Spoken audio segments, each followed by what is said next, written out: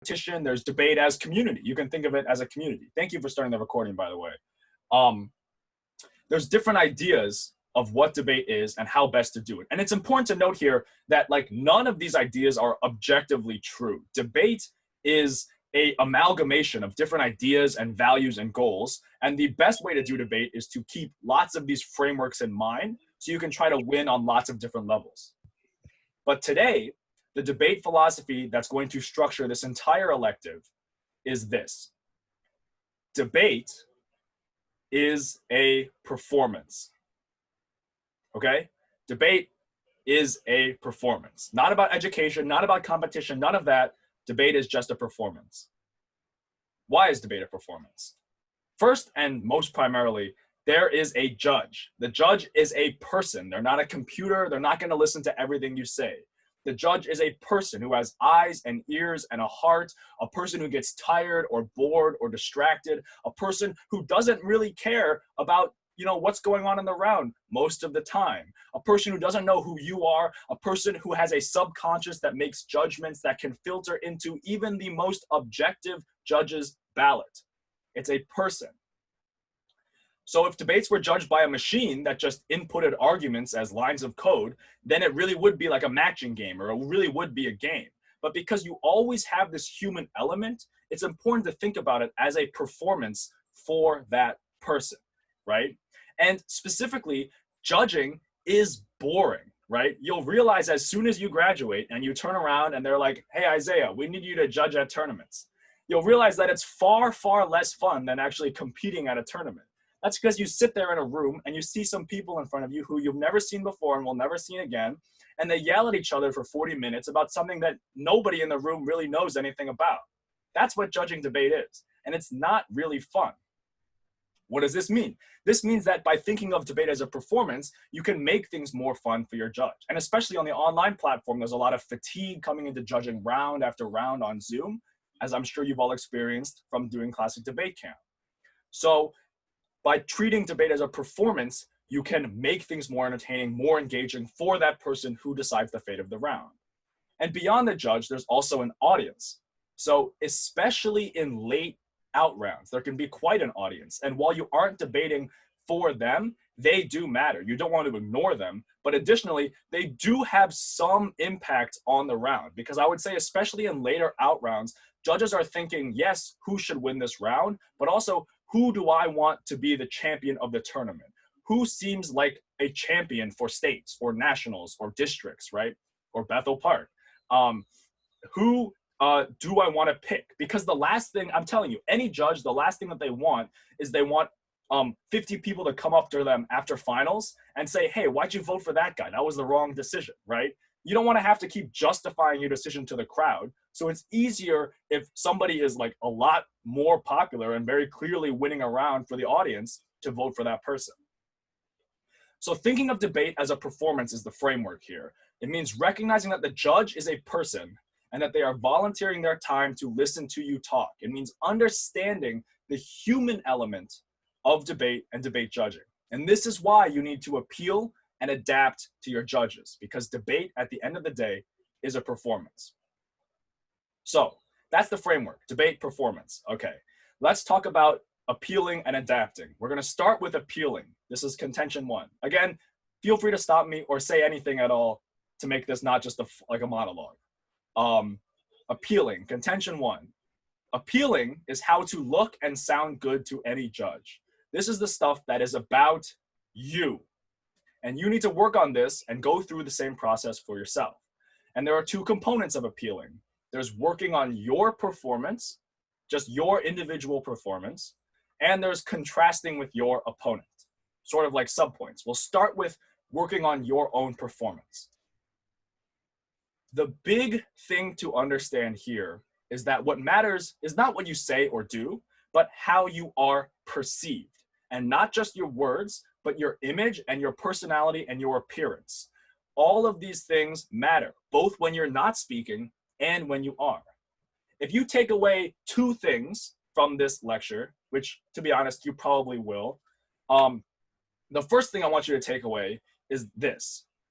Your performance is not the 13 minutes that you are speaking in front of the judge. Or if you do PF, the 6 minutes that you are speaking in front of the judge, because PF is an inferior event. Your performance is not the 19 minutes that you're speaking and doing cross-X, or in PF, the 12 minutes that you're speaking and doing crossfire. Instead, your performance is the entire 40 minutes that you are in front of the judge, okay? It's not just your speeches, it's the entire time from when you enter the room with the judge until you leave the room with the judge. Or on Zoom, the entire time you're there and the judge is also there. This is the big takeaway. While it's not always true, you want to think as though you are always being judged, because while there are some judges who judge purely off the flow, those are extremely rare, especially in Ohio and especially with lay judges. This is why presentation is so significant. This is why it's the bottom of the pyramid of debate, because it impacts everything. The judge is always going to be subconsciously judging you. And this is still true even in online debate, right? So when you see some kids in online debate, like slouching in their chair, like, Zach, give me a nice slouch right here. You know, like, no, like, just go slouch even lower. Like, I'm a cutie pie when he's really tilted. You know, he's like really low. You like this? Yeah. When you see Zach looking like that, or Rachael as well, kind of slouched down, not really paying attention, you can see that. In fact, online debate puts much more of the focus on your face and your body language. And so just like in a regular round, you need to be aware of how you're presenting yourself, even when you're not speaking. I was going to say, actually, Shreya, for those of you who are in Miss Gonda's lab, they'll remember Shreya said something about this. When she went to the national tournament on Zoom this past year, she thought it was like a free pass, right? She thought like, oh, I could just like, they're not going to care how I present. So like, she will like, especially like, she told us like, she didn't wear like dress pants. She wore shorts or sweatpants or something. And like, she didn't really focus on her presenting or her eye contact or things like of that nature. And judges told her on the balance, they were like, your presentation really needed a lot more work. Because in that round, like, I'll be honest with you guys, like as a judge, there'll be instances where sometimes I'm not completely focused on the debater, especially like during prep time or other instances where like I'm looking around in the room, just like seeing like what this classroom has to offer for me during prep time. In Zoom, you literally can only look at your opponent, sorry, the two people in the round. There's nothing else. There's nothing to like distract you. You have to just watch these people write down some stuff on paper. So you have to look professional. Thank you very much, Zach. That's really good, especially like, yeah, with the online debate example. So the way to appeal through your performance is to always be aware of how you are perceived. Have an understanding of what you look like and how someone may perceive you. And the way to do this is just check in with what your body is doing. And this is the biggest advantage of online debate, right? Because you are debating in front of a mirror. Like right now, I'm not looking at, like I'm looking at my notes, but I'm also looking at right at my screen right here, because there's a little picture of me that I can see at all times. And all of you have this when you're debating.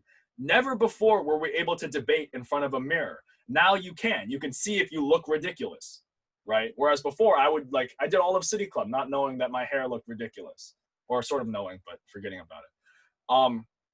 So the way to appeal through performance, there's two components of this, because remember, it's not just when you're speaking. So when you're sitting down, it means looking confident. The biggest issue I see is that debaters will either look really dejected and closed off and not really paying attention, or they will look really, overconfident, arrogant, and that usually means they're just kind of staring off into space, looking distracted, and not really paying attention. This is because the debater thinks that they've either won the round already or lost the round already. And the problem is not that the debater thinks that, though you shouldn't ever think that. The problem is that the judge sees that, and it's a pretty compelling reason to not vote for somebody, right? So if I'm watching Zach debate Nick right here, and Nick is, looking confident, he's, he looks fine, he's paying attention, but Zach's just sitting around, like looking off to the side, or I can tell that he's on his phone and he just looks kind of sad. And maybe Zach's winning the round, but I don't know that because, I'm not, super good on the flow, but I just look at the two debaters and I see that one of them looks like they lost. I'll probably vote that one down. Or if it's the same two people, but Zach spends the whole last speech of Nick not even paying attention, staring off into space, checking his watch, just kind of like, twiddling his thumbs because he thinks he's already won. That's just as much of a reason to not vote for somebody, right? Overconfidence or underconfidence are both bad things that you want to avoid. So what do? The middle path of just being confident. smiling, being relaxed, but staying engaged in the round. That's what you want to remember generally when you're not speaking, because the judge can still see you and the judge is still thinking about how you look and the emotions that your body is presenting. When you are speaking, when you're standing up and presenting, there's a lot of things that you want to do, right? And I think that the presentation lecture from earlier in this week did a much better job than I could in, a couple minutes to really, really break down what good presentation means. But the biggest issue here is that you need variation. So throw in the chat, there's a word for bad speaking and it starts with an M. What is that word? Yes, Avi. Oh, Avi, you're in this? Oh, nice. This is like part 2. This is like the same thing again. That's dope. That's dope. Yes, maximizing utility. That's terrible speaking. If you're maximizing utility, you've already lost the round. Mumbling is bad, but the word I was looking for is monotone, right? People will say, oh, that speaking is monotone. But the thing about monotone is that it's not just, speaking like this in a very even tone, like whatever. Monotone is from Greek, and it means monotone, one tone. And the thing I want you to remember is that anything can be monotone. If I speak like this, and my entire speech is like this, and I'm very calm, almost too calm, I never show any emotion, I never do anything loud, I just talk like this for 7 minutes, that's monotone. But if I talk like this and I am emphasizing every single word because I need to get every single point on the flow, one after another, I have 14 responses and here they all are, boom, boom, boom, boom, boom. That's also monotone, right? Because it's one tone for the entirety of the speech. And so it doesn't matter what your speaking style is. The important thing is that you want to change it across time. What do you guys do? Pretty much, okay, you get the luxury of being taught by Zach, and why do you have to watch on our volume due to, what? So, Yeah. so Zahn essentially was asking about like, oh, should we watch our audio, especially because of the microphones we have? And what Rachel said, and what I was going to say, is that you should record yourself before the round with the microphone, right? Something that is not, that has always been different, and like people who have competed, like, especially once you get to higher rounds, this becomes more and more obvious. The room you debate in changes a lot about how loud or softly you should speak and how much you should and shouldn't project, right? The time I debated in a stairwell my voice had to be a lot different than the time I debated on stage, right? You have to change how you debate for your room. Another benefit to Zoom is that it's always the same. It's always just you recording from your desk or the garage or wherever you're recording from, right? So you can go like half an hour before the tournament beforehand. You can test your microphone. You can record it, play it back, hear how you sound, and then it's always the same. Your voice can always be the same levels, which is a good bonus. Yeah, and you can even use like before you enter a Zoom meeting, it'll say like test your speaker and microphone. Just practice like doing a speech, and then you can see if you're coming back too loud, right? Like you don't really want to sound like this. No. Okay, so everyone understand what monotone is and why it's bad. I love to demonstrate it. It's like my favorite thing to do, just like to scream for a couple of seconds. But so what you want to do is there's 3 things that you can vary, and you should vary all of them during your speech, right? You can vary your pace, you can vary your pitch, and you can vary your gestures, right? So if I'm speaking really, really fast, because this is how I speak, and this is how I like to do debate, and I like to give a lot of points on the flow and really go into the line-by-line analysis, and I go boom, boom, boom, bang, bang. But then I slow down and I say, Judge, this is the most important point on the flow. That's varying my pace. That's for emphasis. That's really, really powerful, right? It can work the other way as well. So if I'm usually speaking kind of low and slow and clear, but then I start to raise my voice and I get really, really excited, that's also variation, right? Or if I gesture a lot, like everyone does, they do like the eating cereal, right? So it's like, Judge, I have 14 responses and you need to realize that over here and this and this and this and this, but then I stop. That's emphasis, right? That's variation, that you break the monotone. So the easy way to do this is if you find yourself getting caught or like, you're getting kind of frantic or you're doing something and it's been the same for a couple minutes of your speech, then just pause and then speak differently. Try something else, right? The goal is to be interesting without being distracting. But the most important goal is don't be bored. So you need to add variation. So any questions about that? That's just baseline appealing, and that's working on your performance. After this, now we're going to start talking about contrasting with your opponent. But any questions or anything from Rachel or Zach or Nick, I guess, before I move on? I really suggest like trying different tools that you have available to you. So if you have like an external camera or you have like an extra microphone or an extra set of headphones, like really test those out and record them before the tournament. And also if you have access to the platform that the tournament is going to be run on, you should test that out as well. I've done like several online tournaments. We've used Zoom, WebEx, like the Cisco one. We've done this new like debate kind of platform. It's called Yatly. It picks out the loudest voice in the room and it focuses on that. And it really works for like debate context. I've done Discord.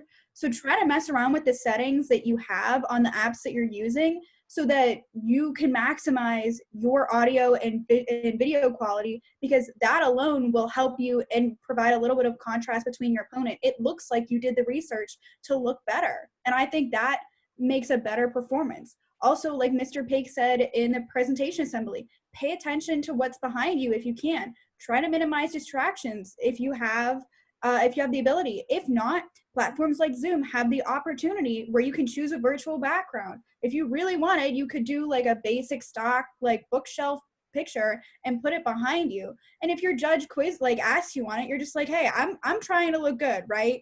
But don't make it something silly. Try to be as professional as you can, because that usually comes across better to the judges.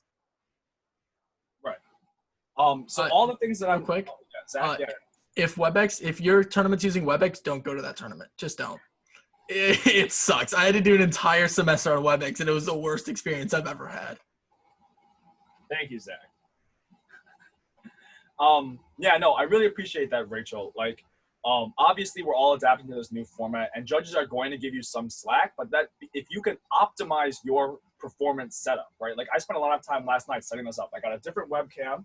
It's not using my laptop webcam. I have my microphone here off to the side, right? I put a lot of thought into this because I wanted to maximize my presentation for you guys. What webcam?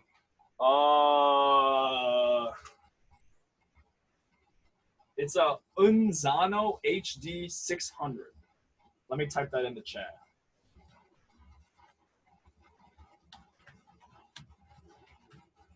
Highly recommend this one. You can see it. Oh, no, I can't show you the webcam. I tried to point it at the screen. Okay. I'm washed up. I don't know what's going on. Okay, so that's presentation, right? That's your performance. Now let's talk about contrasting with your opponent, right? So your goal in a debate round, what's your goal in a debate round? Your goal in a debate round is that you want to convince the judge that you are a better debater than your opponent. Nick, are you speaking? He's talking in study hall. Sorry, right I'm now. talking in Discord. Oh, okay, sorry. Because I'm in study hall. Yeah, I got you. Okay. So your goal is to convince the judge that you are better than your opponent, right? Okay. Part of that is convincing the judge that you are different than your opponent, right? If you try to do everything that your opponent is doing and be just like them, then it's going to be very difficult for the judge to tell you two apart, right? The judge is going to see two debaters who have the same speaking style, the same gestures, the same speech patterns, the same evidence usage, the same weighing, all of that stuff. And it's going to be very difficult for them to make a decision. In fact, that's when they're usually going to start to bring in really subjective factors like, he had a firmer handshake or something like that, because everything else is so similar. So in order to show that you're better, you first have to show that you're different. And this is where you need to be aware of not just what you're doing, but what your opponent is doing too, and how they're coming across. So you can contrast in two ways: style and content. Style is if they seem like, arrogant and dejected, you want to look confident. If they seem informal, you can be a little more formal. But if they seem really stiff and formal, you can be a little bit less formal. You can make some jokes. You can be more relaxed and cross, right? The key is to create another reason to prefer you over your opponent, right? So you don't want to sink to their level. Like if they're being really mean or aggressive or something, you don't want to do that. You want to try to be really, really nice. You want to seem like there's this huge gap between you as a debater and your opponent as a debater. And the way you do that is by not mirroring them, but actually opposing them, contrasting them, right?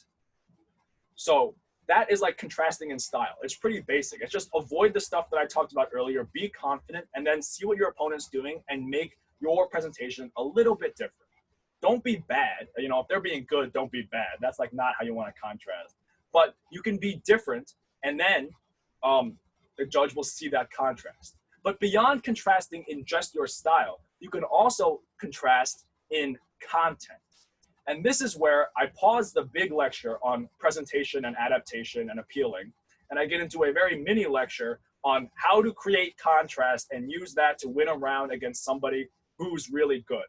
So this is the second thing that I want you to take away, because this is going to help you beat people who are really good. I hope that that's what your goal is. I hope that that's why you came here and not just to watch me speak because you just wanted to hear me talk about nothing. I hope you want to win. And this is how you use contrast to win the round, at least perceptually, against somebody who was really, really good. There's 3 steps to use contrast to win a round against somebody who's really good. First, identify. Second, contrast. And third, emphasize, okay? Identify, contrast, emphasize. Everybody write that in the chat. Identify, contrast, emphasize. Or don't, I guess. Just don't listen to me. No, there we go. Thank you, Nick. I appreciate it.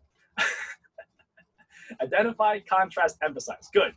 Let's go through them real fast. Identify. So people are usually only good at a few things, right? There are some great debaters who are really good at every single thing, but those are pretty rare. Usually people who are good debaters are good at certain specific things, and they're very, very good at those certain specific things. Thank you all for putting that in the chat. I really feel validated.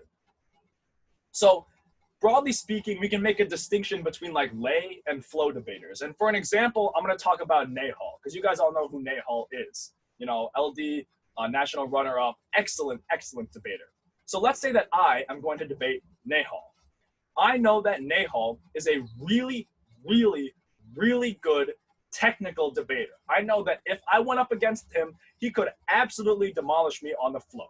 So step 1 is identify what he's good at, right?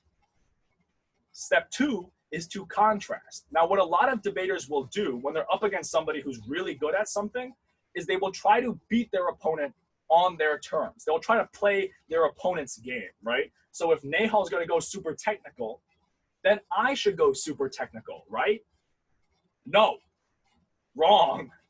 Because if I go technical, because Nahal's going technical, what the judge sees is a contrast. But the contrast is between a good technical debater, Nahal, and a shorter, less good technical debater, Isaiah, right? The judge sees a contrast, but you see how the contrast is on Nahal's terms. He basically sets the rules for the game, and I'm just playing catch up. So instead, step 2 of identify, contrast, emphasize is contrast. Don't do what Nahal's doing, do something else. And this means, don't throw out the flow, obviously. You want to do enough where you still have some material there. You don't want to just abandon it, but you want to try to use other things. Rhetoric, framework, ethics, bring in other elements of debate besides just line by line, point by point, empirical analysis, right? Because you know that no matter how hard you try on that line by line and that tech, you're not going to be as good as Nahal. So you need to create contrast. But then the third step, now this is the most important, emphasize, okay? Here's a secret. Debate is about whatever you want it to be about. You can use meta debate language to emphasize why what you're doing is what's better than what your opponent is doing. You can tell the judge straight up that LD or PF debate is supposed to be about X, not Y, right? And this sounds aggressive, but people do this all the time. For example, let's say in this round, me against Nahal, we're doing LD, right? If Nahal goes super tech, I could go up in the 2AR and I could say something like, my opponent gets lost in the line by line. and forgets that LD at the end of the day is ethics debate. This isn't PF, this isn't policy. Here, we have to engage with the philosophy. And Nahal loses this entire round when he ignores the fact that lethal autonomous weapons inherently disrespect dignity. It's not enough to count the points, he has to make the points count, right? That's how you can use meta debate language about what debate is really about in order to show why what you're doing is better than what your opponent's doing. I can give the opposite example, right? Let's say I'm Nahal and I'm debating Isaiah. And I know Isaiah can never beat me on the flow because he's old and washed up. So I know Isaiah's gonna go super lame. So I'm Nahal, right? And I would say, don't let my opponent distract you with this empty rhetoric. We are debating in the real world. Debate has to center on the facts and figures. He gives you stories, I give you studies. And at the point where stories matter more than studies, we might as well just do speech, right? So that's kind of an extreme example, but you can see I'm doing the opposite there, right? I'm emphasizing the empirics and the line by line, the evidence over the big picture stuff. Yeah, and like just to like jump off of that, like at the beginning of this entire thing, Isaiah like talks about how other people have different conceptions of debate. Like other people wouldn't have so many disagreements if there weren't arguments for each and every one, right? Mr. Lewis could stand here for like hours and tell us how debate is about this entire debate is about like this, how debate is supposed to be an educational activity. I can't speak because I'm way too tired. Like progressive debaters can stand here and tell you all about how there should be a game and how we should focus on the other aspects that come about meta debate. And Isaiah is standing here spending an hour telling you how a debate is a performance. Like you can make arguments for all of this. Right. This is basically weighing, right? But instead of weighing arguments, you're weighing types of arguments. It's like meta weighing. You're weighing types of persuasion, right? We should value evidence over theory because evidence comes from the real world, right? That's weighing on a bigger picture. Or I could say, we shouldn't focus on the details because we never know the consequences for sure. We should focus on the inherent nature of X, or we should focus on the analysis of the whole world, right? We shouldn't count the points, we should make the points count. There's lots of different ways that you can use rhetoric to like make meta debate claims, and that's how you identify, contrast, emphasize, how you beat somebody who's really good, okay? So I hope you guys all beat everybody who's really good, unless you're beating somebody from my lab, in which case don't do that. But if you're in my lab, please use this against like the top lab. Put them in their place.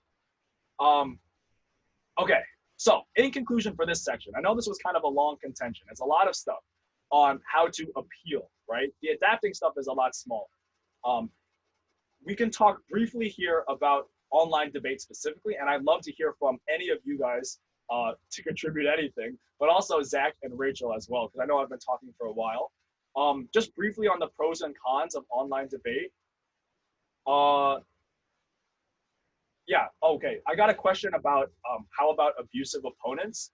I think like there's like two kinds of abusive opponents. There's one where they're like abusive in like sort of a colloquial sense, where they're just kind of like mean people, right? And I think when you're up against somebody who's just like a mean person, you want to create the contrast by being really, really nice. Be very respectful to the judge, to the audience, to your opponent. Don't cut anybody off. Be calm, be clear. In fact, if somebody's cutting you off repeatedly, something I used to do when I was younger and could pull this off is I would look really sad. I just looked like I was being bullied, right? Because if you look like that, the judge is going to be like, oh, dang, you know, this guy is really too aggressive. Now, I couldn't pull that off anymore, but you younger debaters definitely could. The second type is somebody who's like abusively debating, right? Like they have a definition that's abusive, or they have an argument that's abusive, and it forces you to do like way too much stuff. And there, I think, is where you, if you have a lay judge or it's like a more traditional circuit, you can just call them out and just say they're being abusive, right? If it's a tech circuit, you should probably like run theory, but if you can't run theory, then I'll just do your best and pray. If it's a lay circuit, you can just call him out for being abusive. You can say, this is not fair. I can't answer this burden. And if he thinks that every app has to answer this burden, then every neg should just win all the time. If you want this to be a fair debate, you need to allow me to do this or whatever, right? Like I think that most judges will recognize when somebody is making the debate just unfair, right? Yeah, I mean, I will say at least in Ohio circuit, and I've said this to people before, so some guys might be hearing this, and some people might be hearing me say this second time, but the bar, at least in my opinion, is pretty high for what you should be called, what will actually win if you call something abusive, whether or not judges will buy that. Because I can't tell you how many rounds I've judged and I've been in where someone goes, this is an abusive argument, you can't run this, you can't take this. When in reality, it's just the fact that the kid doesn't know how to respond to it. So the kid just rolls back on it being abusive because to the kid it's just like, oh, this argument looks so strong, it's basically abusive. So they call it out. When there's actually a response, the kid just hasn't thought of it, right? So it has to be pretty much like abusive by definition. I would almost go as far to say like the value criterion has to be like negating the resolution. And then I'd be like, okay, that's abusive, right? Like, again, that's an extreme, but there really isn't much else that like I'll see a lot of judges buy it if you just call it out as abusive. It has to really be egregious. Right. Like if it's a good argument, that's not inherently abusive. But if it's an argument that means like that like your opponent just sort of by default wins the round, then yeah, you can call that out, absolutely. Like if we're doing the LD topic and someone's value criteria on the AF is banning laws, so like we should affirm to uphold the criterion of banning laws, then you say that that's stupid, that's abusive. If your opponent doesn't respond to an argument, Create context by responding to your own arguments. Yeah, that's big brain.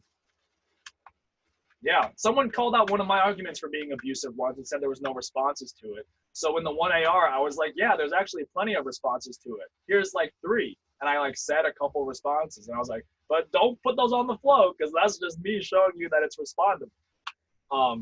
Okay, so let's talk a little bit about online debate now.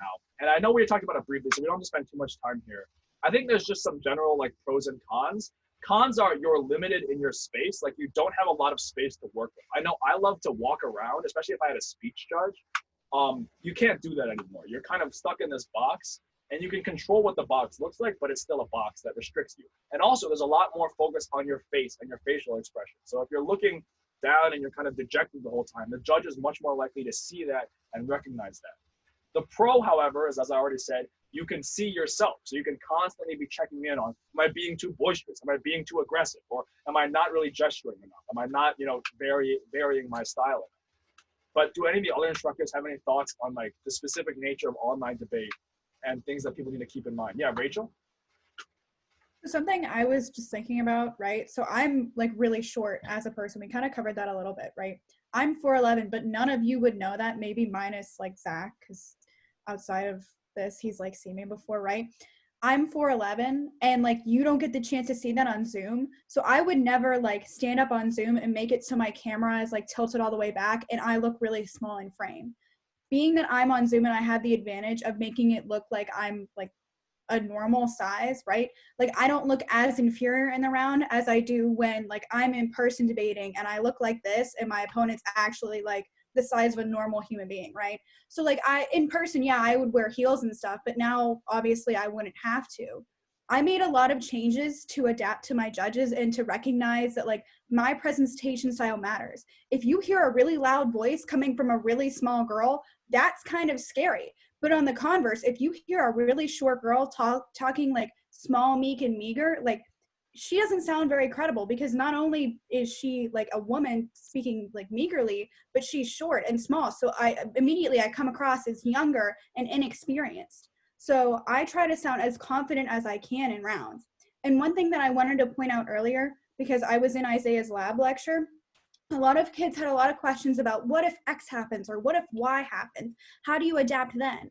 I want to make it clear that Isaiah is not saying that you have to make this contrast 100% of the time and you have to make the contrast X big, right? He's saying in the scope of what your round is, you want to create a little bit of variation so you and your opponent look like different people. Inherently you are, right?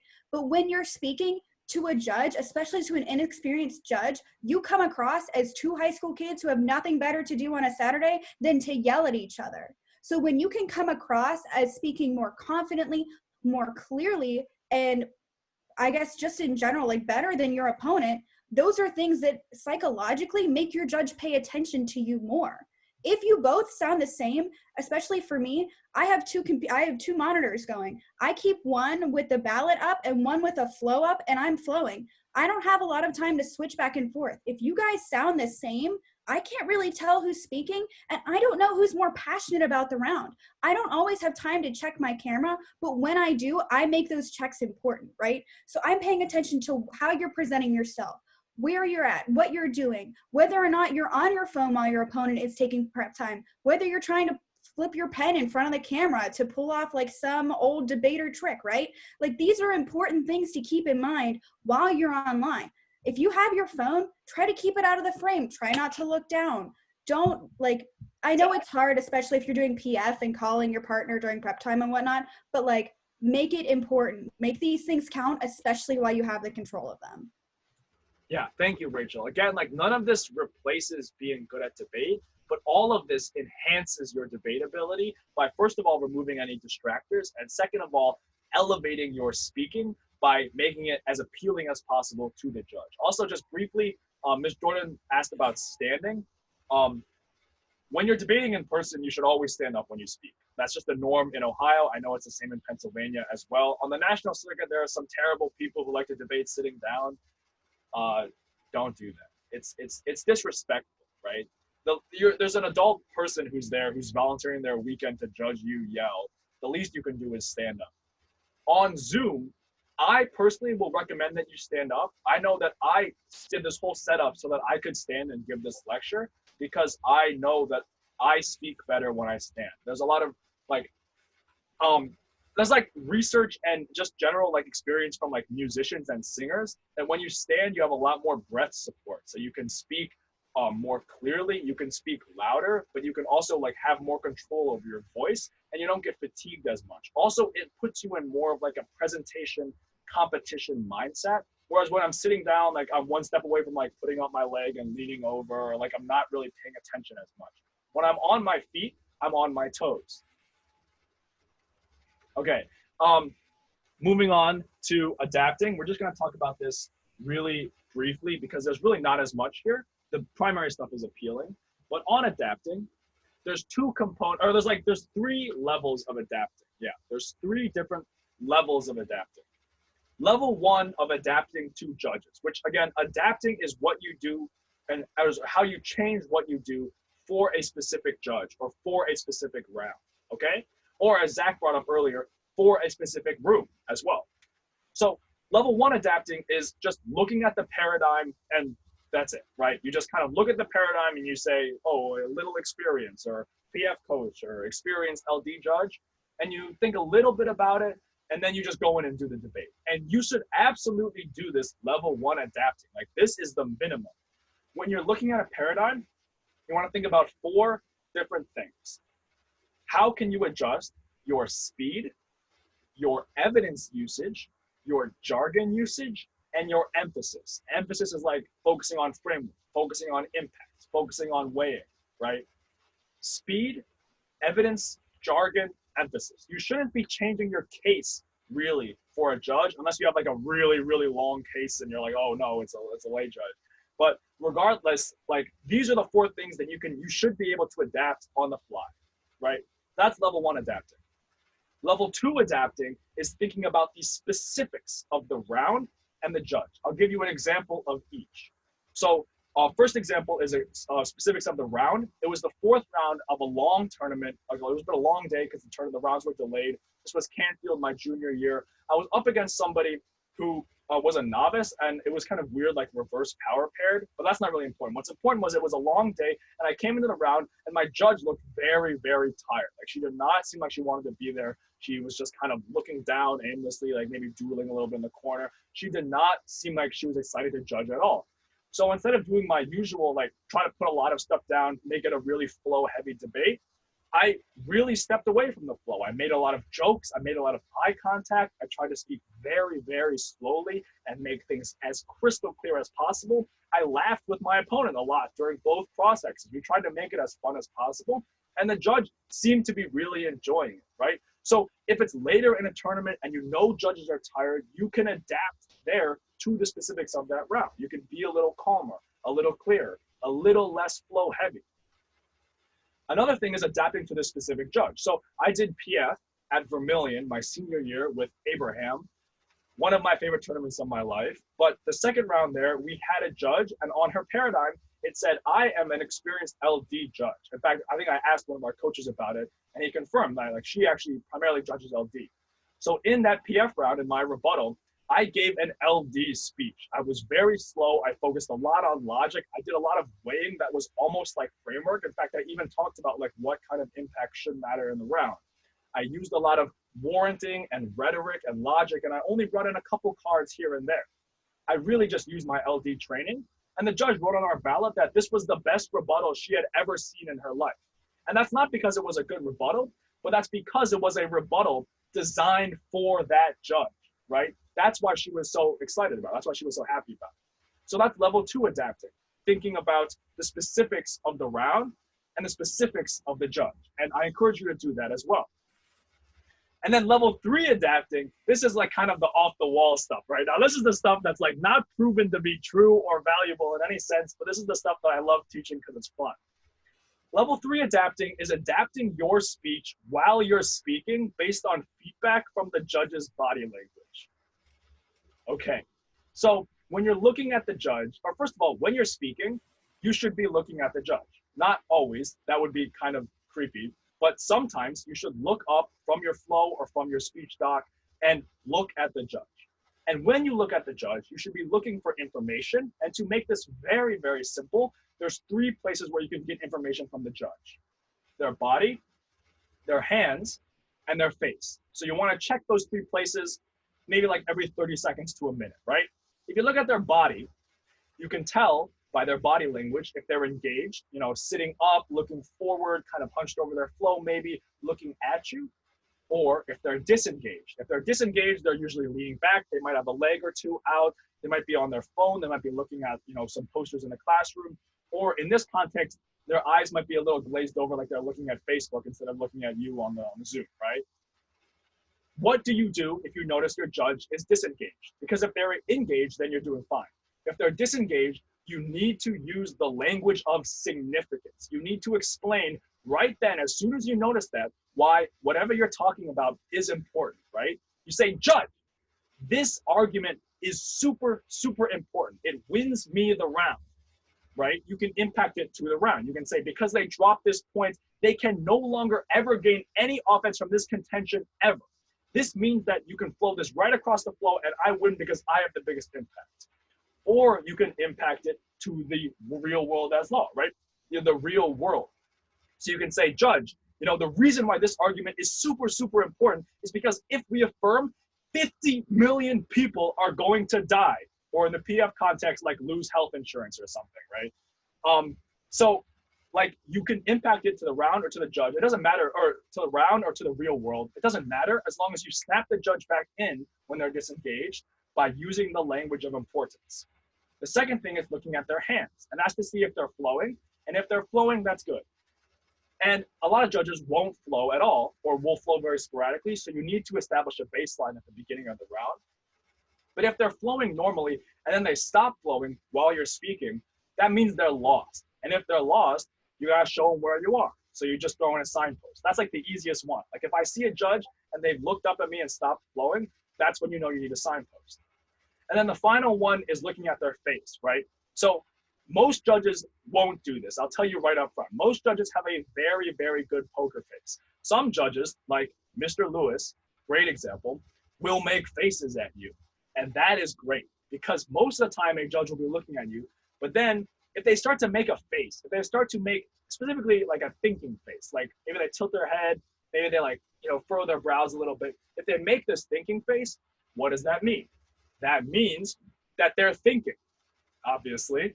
And it means they're thinking specifically about what you're saying right now. So if you see that thinking face, if you see a judge, like Mr. Lewis, he'll go like, he'll be flowing, and then I'll go like he'll kind of like move his whole body back and like start thinking, right? And if you see him do that, what do you need to do? You need to explain what you're talking about more clearly, right? Because in those few seconds where your judge is making that thinking face, what they're doing is evaluating the merit of what you're saying. your next 10 words are crucial because they determine whether or not the judge buys that point or doesn't buy that point. So if you see someone making a thinking face, you need to respond by explaining the point even more clearly, making it as clear as possible and as significant as possible so the judge buys it. So that's like the most like specific stuff. And I don't expect you to be like constantly keeping a checklist of each judge and what their bodies, hands, and face are doing. It's more that you can gain information while you are speaking, and you can apply that information to your speech to better adapt it to what the judge wants to see, right? And it doesn't matter exactly how, it's more the knowledge that you can and you should be looking for ways to do that yourself. Also worth saying about this, it's not just when you're speaking, it's also when your opponent's speaking. And I would do this a lot, especially later on. So there's this one story. I forget what it was. I know it was round 6 of Bethel Park for me. I forget what year. And I remember I was facing this kid, and he rolls up, and he goes into this round, and he starts reading his framework. And it's like morality and a value criterion of moral constituentism or something like that. And it is the most like weirdest explanation I've ever heard. And I take a look at my judge. I'm like, does this judge understand what he's saying? Because if she does, I was like, it's over for me. Like, because I don't understand it a wink. And I look, and she has the most confused look on her face. And I'm like, okay, so here's what I know how to do, right? And I combined the whole contrast point, the whole idea of contrasting myself with my opponent, and the whole adapting in the middle there. So in cross-ex, what I would do is when I talked to this kid about what his framework was, I essentially explained the framework better than he could to him during cross-ex, right? I essentially tried to boil it down with my questions. So I was like, so it's moral constituentism, so we care about the ends. And he goes, yeah. I go, so it's consequentialism. We care about the consequences. And he goes, yeah. And I go, so that's all it is. And he goes, yeah. And the judge, even though I explained his framework, the judge liked me for it because I actually spoke English, right? Like, right, this kid was like not making any sense at all, right? Essentially, and then again, that doesn't mean you can't respond to the framework because you should have responses, and I did. But essentially, by being able to like explain it better, you can make points that are like as simple as explaining something for your opponent, make your judge like you more. And even though like you may not have won a specific point or gained any ground on the flow, the judge is overall much more likely to vote for you. Because she definitely didn't want to vote for the kid who confused her. She wanted to vote for the kid who made the round look clear and simple. I want to jump on this really quickly. Something that I experienced when I did PF for one singular month was that I saw a lot of our opponents would try to muddy the waters with their like arguments or whatever. And then at the end, it was a debate of who could make the round clearer, right? So as Zach's talking about, like he talked to his judge in a way that made everything make sense for her. And I think that's important no matter what event you're in. Also, Isaiah talks about how like Mr. Lewis and other judges tend to make faces while they're talking. Your opponent might also make faces while you're talking. This happened to me in LD. It happened to me in World Schools at Nationals. In our last round at Nationals, I remember one of my teammates was saying something that made very much intuitive sense, at least to our team. And this girl on our opposing team kept making the most confused face, kept making like snide comments to her other partners, and kept trying to be like actually rude in the round. It like hurt me as somebody watching like my teammate try to explain this. But I like people try to do it to throw you off. So you think that, oh, your opponent is confused or whatever, or, you know, everyone else must be confused, and they're trying to steal your attention away from trying to prove things from the judge. So try to make sure that you're not getting caught up in if your opponent is confused, because at the end of the day, you're not trying to convince your opponent of anything. They're not going to sway from their stubborn spot. You're trying to convince the judge that you've won the round. So it doesn't matter what like ugly facial expressions they're making. All that matters is whether or not you've convinced the judge that you've won the round. Yeah, thank you so much, Zach and Rachel. Like I think it's important to note that like not only like just like you are always sort of presenting your emotions, your energy to the judge, to the rest of the room, the judge is also always sending signals with their body language, and you can use that to see what they think about your opponent's case. And your opponent is also doing that, which is why you need to create that contrast, right? I think the clearest way to conceptualize a debate as a performance is when you watch a round and you're not flowing. Because if you're not flowing, you're not really paying attention to every single argument that's being said. Instead, you're thinking about the debaters as people. You're thinking about how they interact and what they're doing, right? just a couple brief points in this elective before we head out. Overall, all the specific rules that I told you are like prima facie rules, right? Like they're good sort of on face, but obviously you don't want to do everything all at once for every single round. It's more that you need to start thinking about your performance in order to elevate your performance for judges. Additionally, don't try to copy me or Zach or anybody else. The biggest thing that I hear from young debaters especially is that I want to be the next Nick Protasevich, two-time state champion. I want to be the next Andrew Gilmore. I don't even know if you guys still know who that is. I want to be the next Natalie or Grace, right? And that is all well and good. It's important to have role models, but none of those people got to be where they are by wanting to be somebody else. Instead, they all got to be where they are by developing their own styles. And I encourage you to do the same. So instead of trying to be the second Zach Paganini or Rachael Harris or Nick Protasevich, try to be the first Pranav or Jonathan or Kunal or Rohan or Cassie or Avi, who saw this twice, or Lincoln or Andy or Rohan or Grace. Try to be the first you, and you'll be very surprised to see where you end up. So that is presentation. That is adapting and appealing to the judges. I know that I kind of just talked for a while. This used to be an hour-and-a-half slot. And I know that I also have to go off to my lab now. But I hope this was valuable. Thank you, Zach, for hosting this, and Zach and Rachel for contributing your thoughts. So it wasn't just a whole hour monologue by me. But thank you very much. I'm going to be in office hours today, so if you want to talk about anything else,